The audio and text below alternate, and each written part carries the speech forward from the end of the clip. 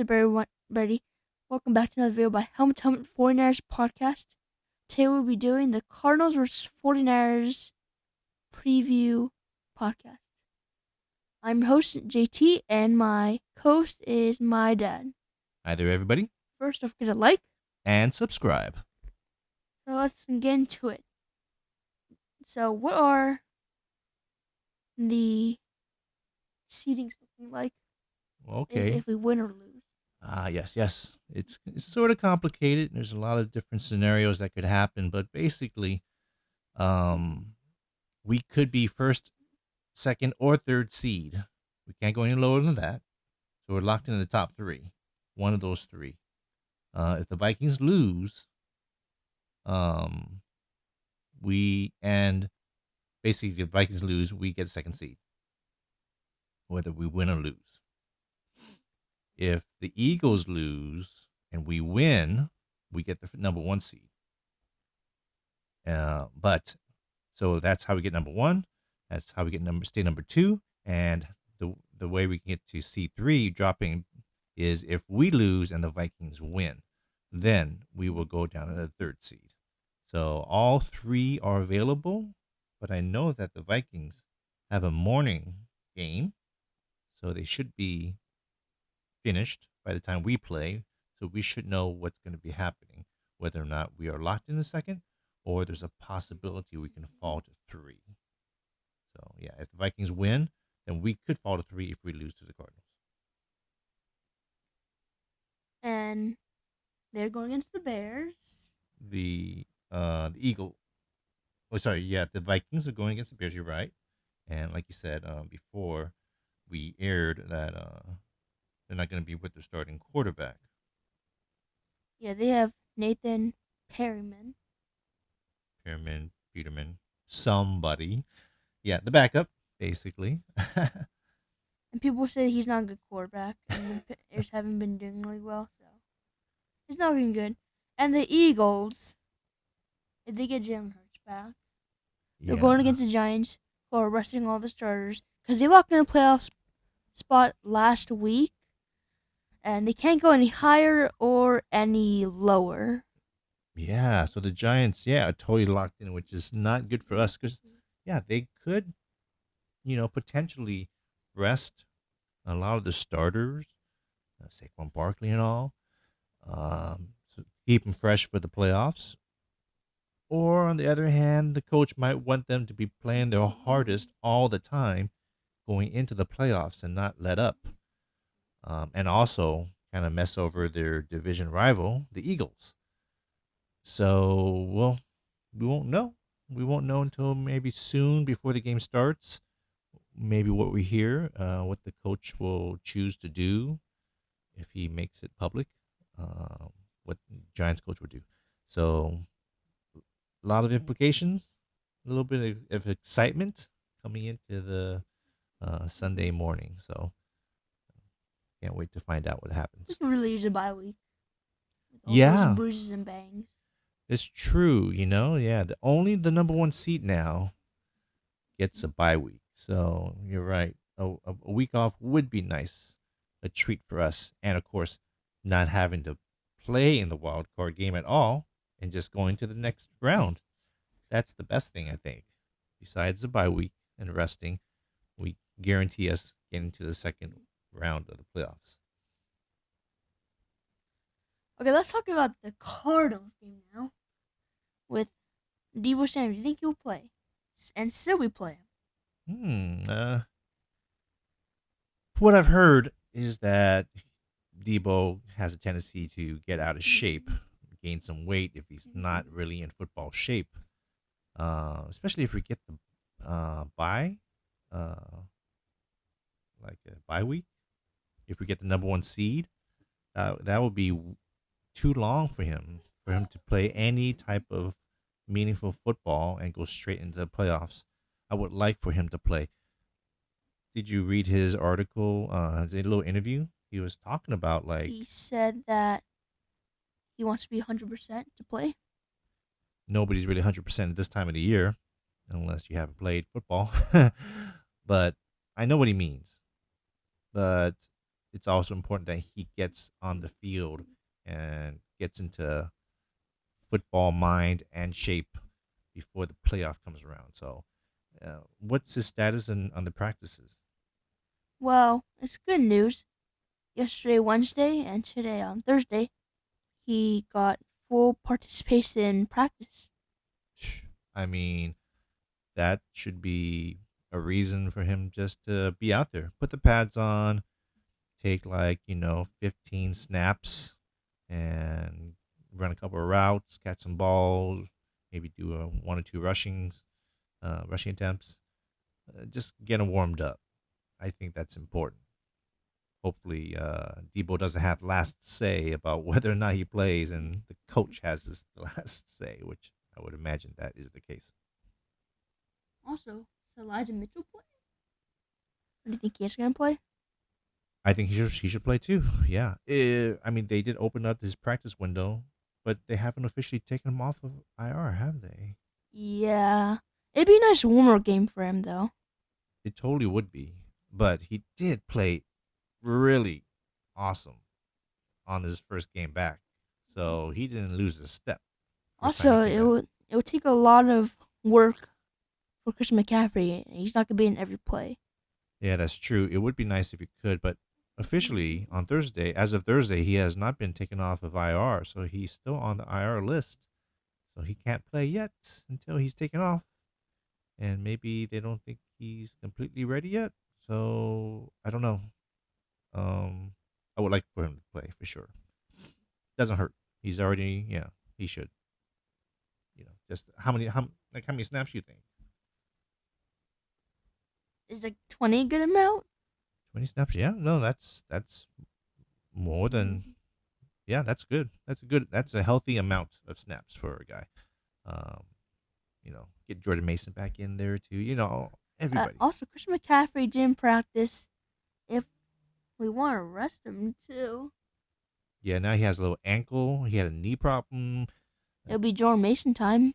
Oh, I would love that. He's looking so good in limited time that he's played. Like he's averaging what 6.6 yards per carry, I six, believe. something like 6 yards, a little over 6 yards a carry. It's pretty awesome for an undrafted free agent rookie.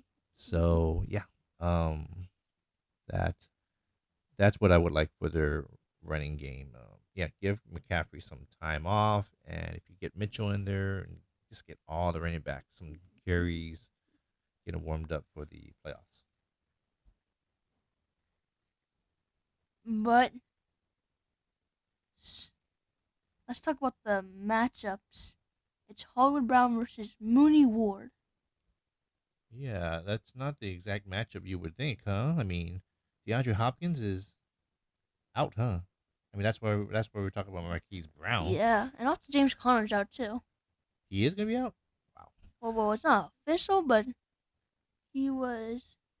He did not do full participation. So Yeah, man, this is the who's who. I don't know who's playing for the Cardinals. Who are these guys? I believe he did not participate. Marquise. Okay, so if Marquise Brown is the main man for receivers, I mean, he's a fast guy. That's all people know. He's a pretty good receiver. I don't know his stats this year, but when he got traded over to the Cardinals, He got but injured for a little bit, and he still is I mean, wrist. looking at who's playing for the Cardinals, I think he is the biggest threat. I believe so, and I don't think he's all that great. So I'm looking for Mooney Ward to. Might as well just double team because unless we don't have to worry about the other people. Yeah, we'll see about that. Yeah, I I think. think Mooney would do a fine job. I don't expect a whole lot from Hollywood Brown. And David Bluff is starting for the Cardinals. Who? It's not Cole McCoy, not Kyler Murray because he tore his ACL. It's not Trace McSorley. It's David Bluff. Wow. So we're on a third string. They're on a fourth string, but yeah, I would totally lean towards Brock Purdy than any of those guys. Man, okay, yes, I don't know much about this guy either. Um, He hasn't played much because I haven't heard of his name. But yeah, I think I don't know who who he is. I'm assuming our defensive line should take care of him pretty well. especially Nick Bosa. Oh yeah. And I do want to give a mention to J.J. Watt. This will be his last game. Man, the guy has had a great career. I don't know, Hall of Fame possibly, and He's been injured for like quite a while, but this year he's been pretty well. 10.5 sacks is really good for yeah, his double age. digits. Yeah, yeah. It's a shame that he's retiring. I mean, if he had to play for the Cardinals, I'd retire too. Just kidding. But um, yeah, that's a shame that he's gonna retire. It's nice that he'll go against the Niners, but I'm hoping that he doesn't get his sack against us. I'm like, honestly, I kind of do. Yeah, On Josh you Johnson. on Josh We're Johnson. just Yeah, showing so bad in the way to put in Josh Johnson. yeah, yeah. You can kind of sack. Don't hurt him though, but you can sack Josh Johnson. Sure, we'll give J.J. Watt. Do a shoestring tackle sack. That's like the cleanest way Yeah, without yeah, getting injured. yeah. And time for the players of the game. So my offensive player of the game is Elijah Mitchell. I feel like he'll have a great return, like about me like 85 yards. I wouldn't say 100 yards, but 85 yards. That's pretty good for a return. hmm So I'll say that. Well, that's great. That's great. I would love to see that. And for my defensive side, Mr. Obvious Nick Bosa, but this time he'll go off for 3 sacks. That would be sweet. I would love 20 that. and a half sacks, being the 49ers record, and I don't think Hassan Reddick could catch to that. Yeah, Hassan Reddick, the Eagles, right? Yeah, he's at 16 sacks. Yeah. Um, those are great choices. I'm gonna give some love to Brock Purdy because he deserves it and he's gotten a lot, but I'm gonna give him some more love. He's gonna improve on his last game. I think he had like 284 yards, something like that. I think Yeah, and a pick. he's gonna go past 300 yards this game and 2 touchdowns. He's been averaging. I love this guy. I just want to Brock Purdy is so awesome. He's what a surprise. So I think he's gonna keep ramping up towards the playoffs, and I think he's gonna want to try and do his best. And we should kick some butt, some Cardinal butt, on Sunday. Um, Defensively, I'm gonna go Travarius Ward.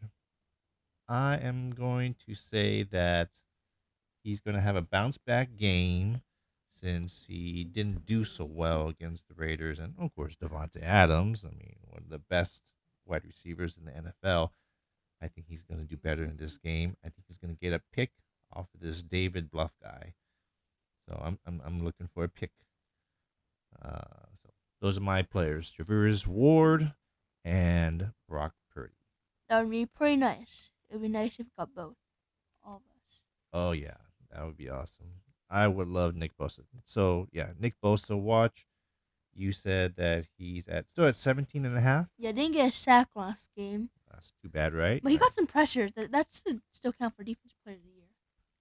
Oh yeah, that pressure was so important, in overtime. That won us the game. If you saw the replay, as soon as he Stidham throws the ball up in the air, Nick Bosa's already running to the sideline with his arms up in victory, knowing that it was gonna get picked off or something. He was I excited. think you forgot about Jaquaski Tart and safety picking it off.